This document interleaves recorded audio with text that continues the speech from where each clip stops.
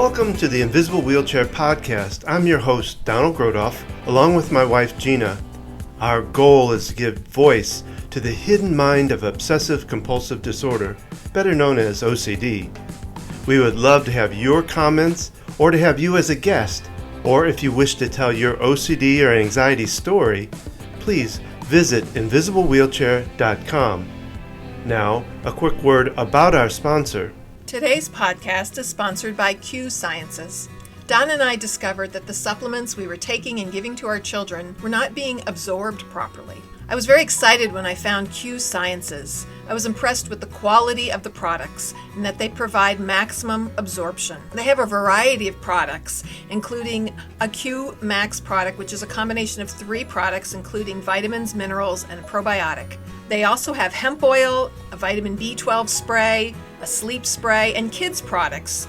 I've really seen a difference in how these products are improving how I feel, improving my mental health, and I'm happy with the quality of these products and how they're helping our whole family. If you'd like to learn more, simply go to qsciences.focusedhealthyfamily.com. That's the letter Q, sciences.focusedhealthyfamily.com, or visit invisiblewheelchair.com and find out more information there. and stop throwing your money away on supplements that don't work and use a quality product like Q Sciences. And now, on to the podcast.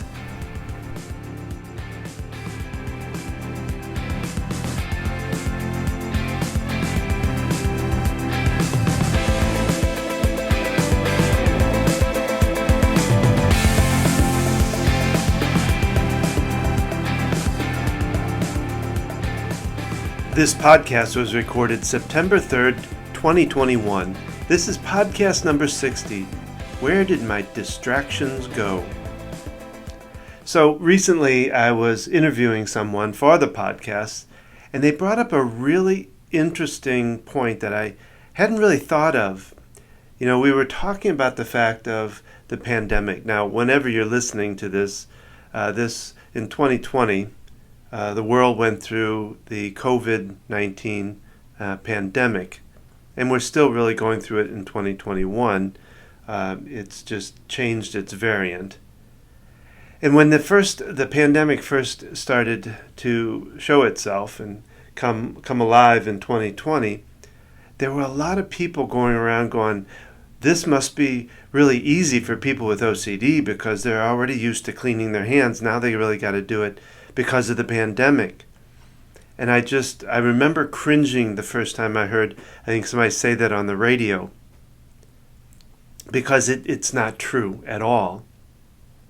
So I was talking in this interview with a lady who had gone through it, and we started talking about the pandemic and how it affected her. And within that, she said one of the worst parts about it was that it was so quiet. You know, we all buckled down and end up having to, stay in our homes pretty much. We didn't really go out much because you really couldn't. They really banned a lot of movement except for exceptional stuff like having to go get groceries, and finding ways to do that safely was a problem. And I remember it brought about a feeling of loneliness for anybody, whether you were staying home by yourself, because you really weren't allowed to go visit family or visit other people or have other people over. So it was pretty much whoever you were kind of stuck with when it happened is where you stayed and where you buckled down. And so even if you had other people in your home, it could feel very lonely, very secluded. And I especially felt sorry for those people that were alone, that lived alone, because it became even more so, making the aloneness or the loneliness really stand out. And so when I was talking to this lady in the interview, and that this interview was one of the stories from the OCD side, she said one of the worst things that happened for her in the pandemic was the silence, the loss of distractions, she said. The loss of distractions. She said before you had other people, other things going on, going places, doing things that were distractions to her OCD. And so today I want to, in this podcast, I want to talk about distractions and their effect. And like I said, this idea, I had never thought about that idea of when things go quiet, the mind starts reeling. Now, I don't have OCD. I take this from my 2 kids that are going through it. My oldest has always said that one of the problems that she had was whenever it got quiet, whenever there wasn't something to watch or do, her mind would start racing, and it would race at 90 miles an hour. And it was tough because the thoughts that were going through her head got tougher and tougher and tougher and more harsh, more almost dangerous. So I can now, when this person I interviewed said that, it made me think about that. And it really made me think about, oh my gosh, how much that must have played into it.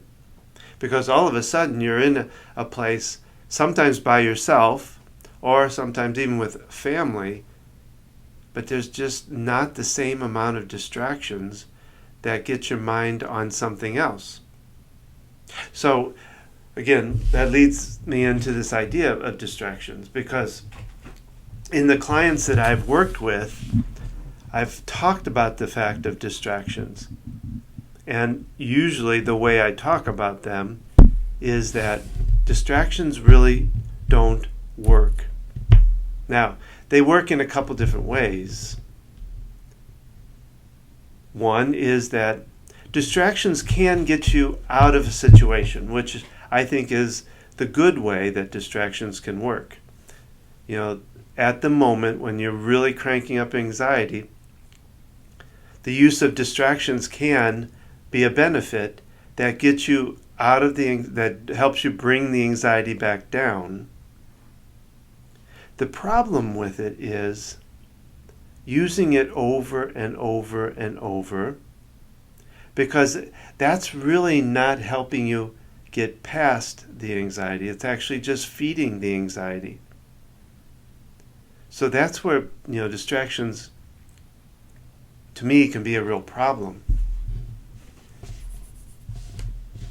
And so I tell my clients, I said, the use of distractions has to be, I don't know if I want to say minimal, but it has to be really watched, because it can really morph itself into a compulsion where you use it to get yourself out of your thinking spot.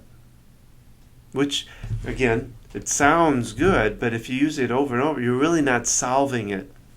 It's kind of like that pushing the balloon underwater. It's hiding the compulsions, hiding the problem. And you don't really want to do that. The other part of the pandemic too was it got people into really kind of looking up and trying to understand what was going on.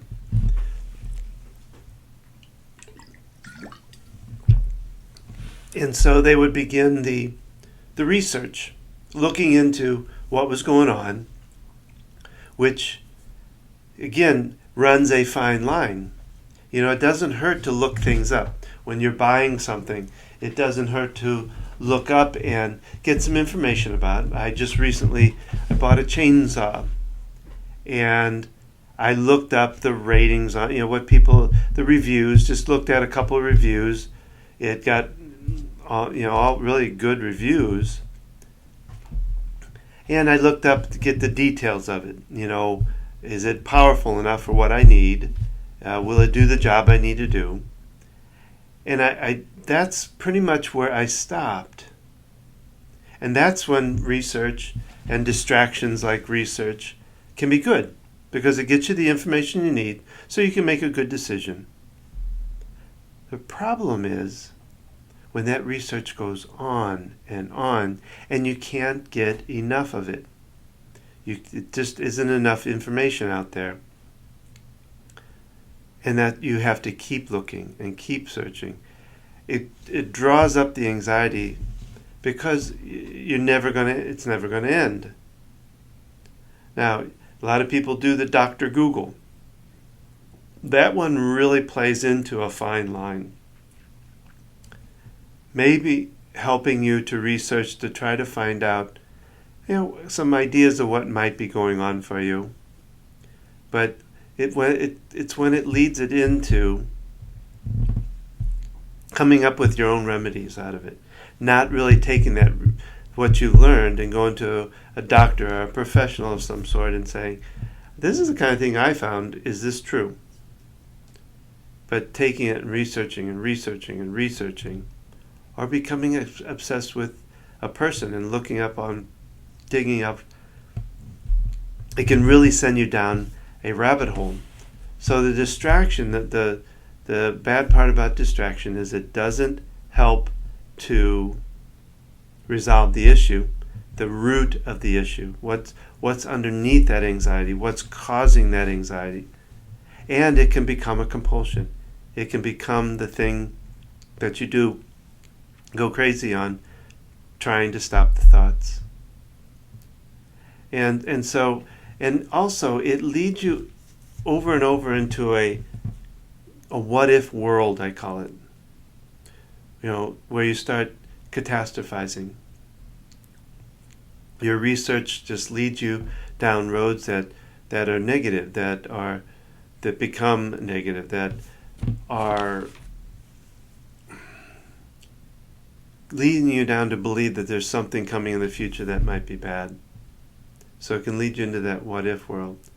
Now, and there are therapists that use distraction, and sometimes not to the best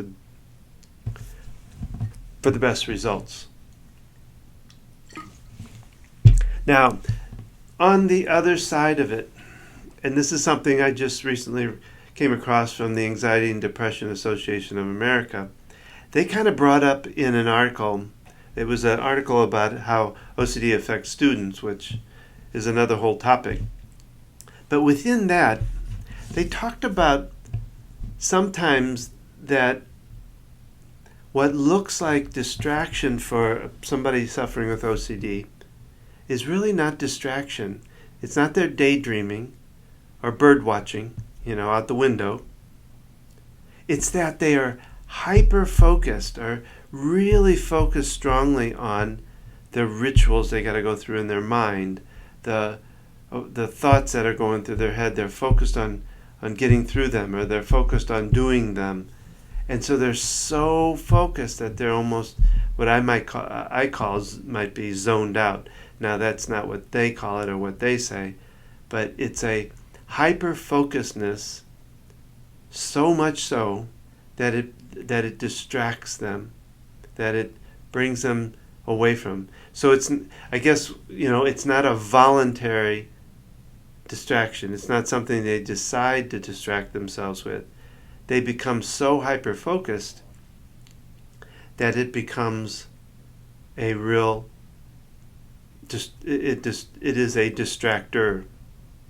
So it's kind of like two sides to this. The kind of the voluntary distraction where you distract yourself to get yourself away from a compulsion, away from the thoughts.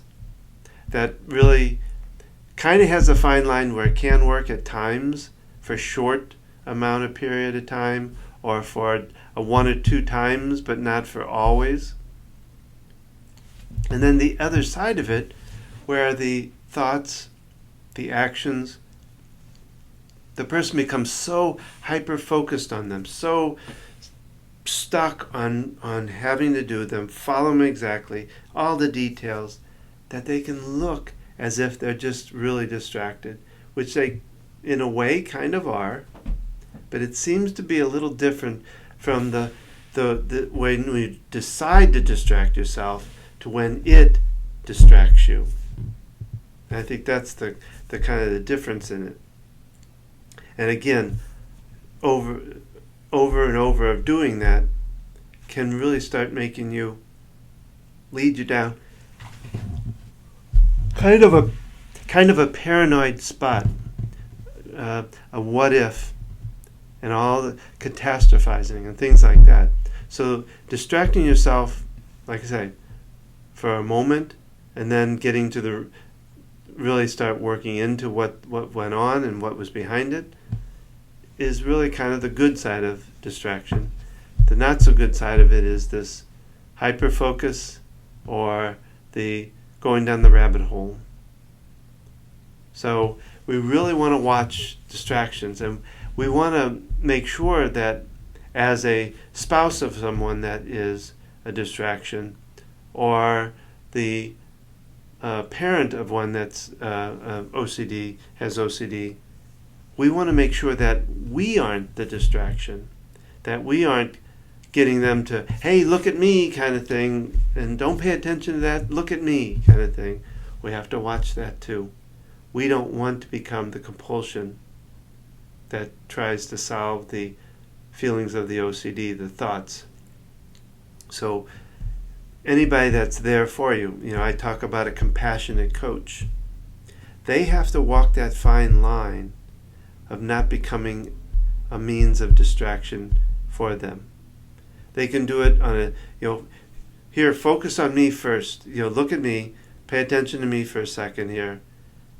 What, and then digging into what's going on is really where you have to be able to stop it, to be able to move into the root cause of it.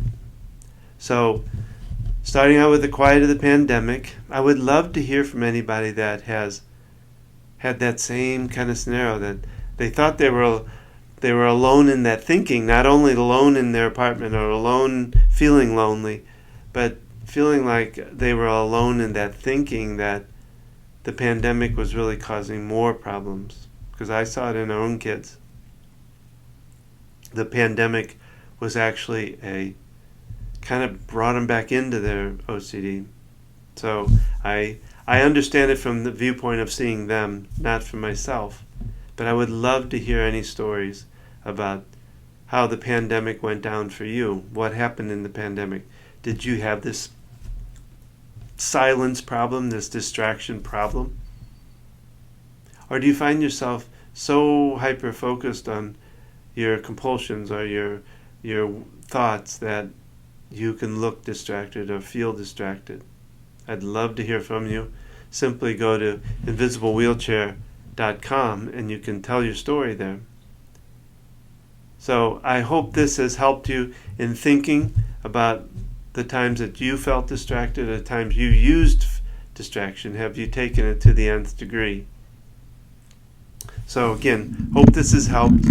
I hope you will keep working on your OCD, keep working to get better. It's got hope, it's got positive to it, and you can make it through it. And we can help you too. My wife and I can help you get through that anxiety. So again, I hope this helped, and I hope you have a great day, and I hope you take some time to visit invisiblewheelchair.com and see what's going on there. So take care.